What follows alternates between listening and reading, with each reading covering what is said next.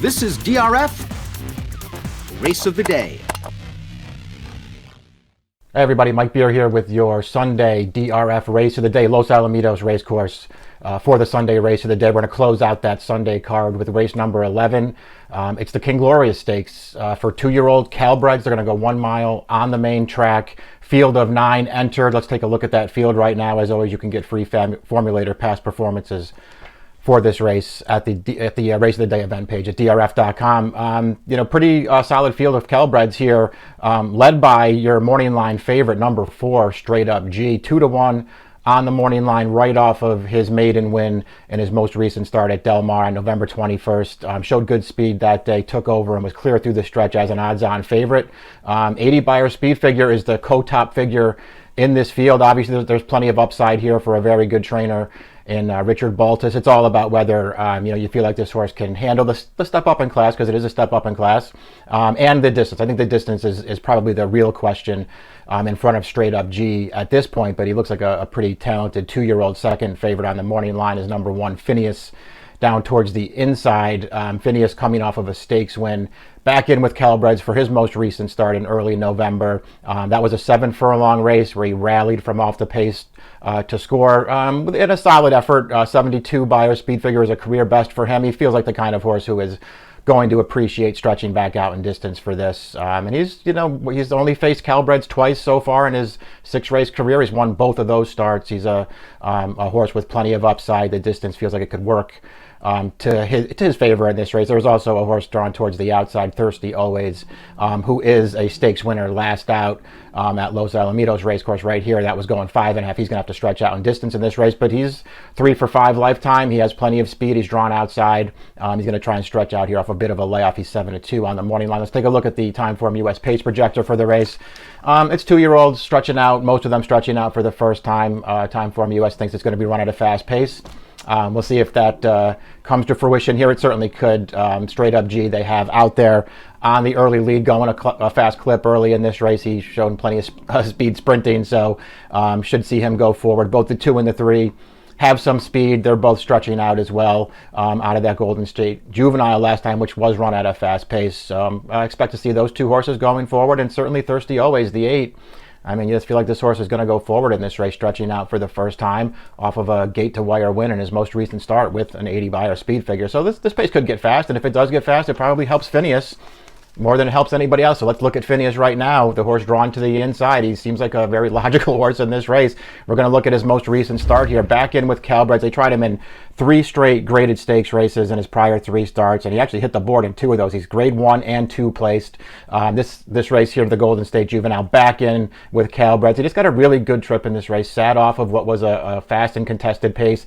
Came 4 wide around the turn and just stayed on very gamely to prevail at the end. This was a good effort for this horse. The race did set up very well for him. He did have a very clean trip into it, but he ran very well there. You saw the horse sort of settling for third there, getting a little tired at the end. That was Fast Draw Munnings, who's also back in this field, and Fast Draw Munnings is drawn in post number 2 at 6-1. Very lightly raced for Jeff Mullins. This horse was a debut winner. Looked really green. 5.5 furlong debut for this horse right here at Los Alamitos back in September. Looked a little green in that race. Chased the pace. Stayed on really gamely to the through the stretch and closed it down at the end. I thought that was a good performance for this horse. It looked like he might have even needed that race and perhaps had more to give out of it. And he came back with that Golden State Juvenile we just saw there.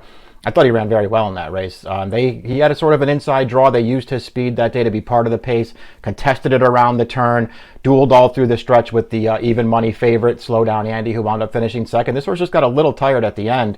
All things considered, though, right off with a maiden win, stretching out from 5.5 to 7, part of a fast pace, and facing Phineas, who was cutting back and dropping out of grade 1 races.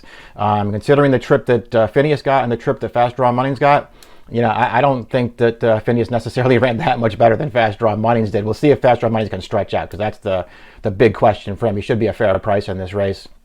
Moose Mitchell is the 3. He was also, up close to that pace in the Golden State Juvenile last time. No match through the stretch, got very tired. His prior start was a maiden win with a 65 buyer. He's got to improve. He's got to do it stretching out in distance here.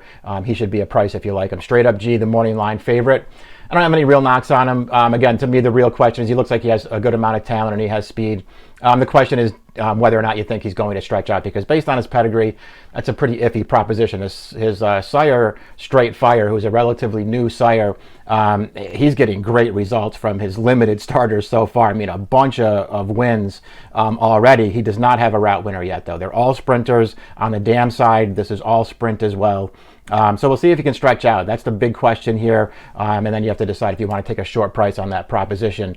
He could easily win this race. Divine Feminine, off of a maiden win, debut winner for a $50,000 tag, sat off the pace, rallied, and got up going 5.5. This race should set up pretty well for this horse. We'll see if he's good enough to take advantage of it.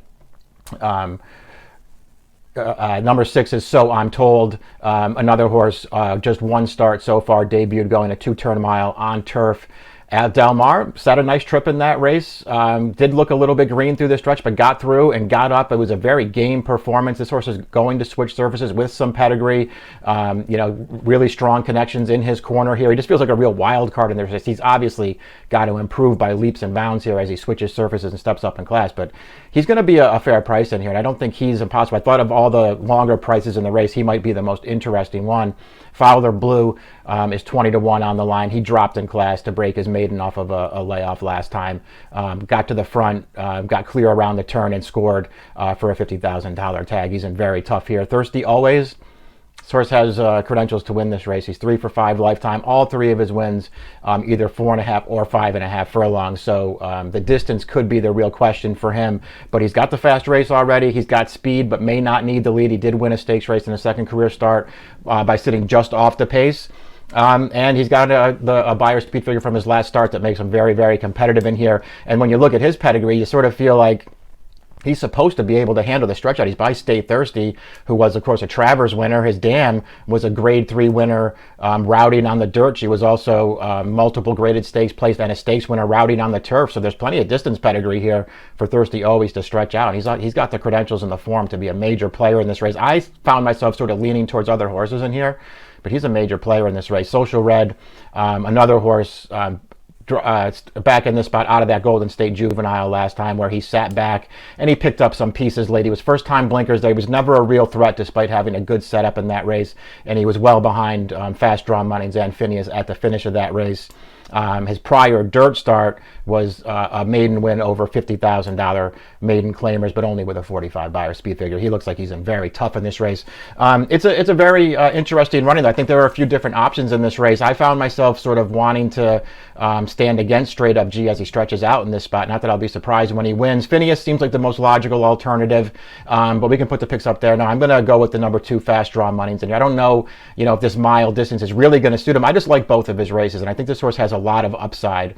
I thought he ran really well first time out, and again, I thought his Golden State Juvenile was a good performance considering the trip that he pulled in there, stretching out in distance and stepping up in class, all those things for the first time. So I'm just hoping he can get forward in this race, maybe sit a little trip like he did in his career debut and come running at the end. He should be a fair price in this race, so I'll take a shot with Fast Draw Money's on top. I went 2-1, 4 and 8 in your Sunday race of the day. It's the King Gloria Stakes at Los Al. The approximate post time is 7:34 Eastern time. Good luck.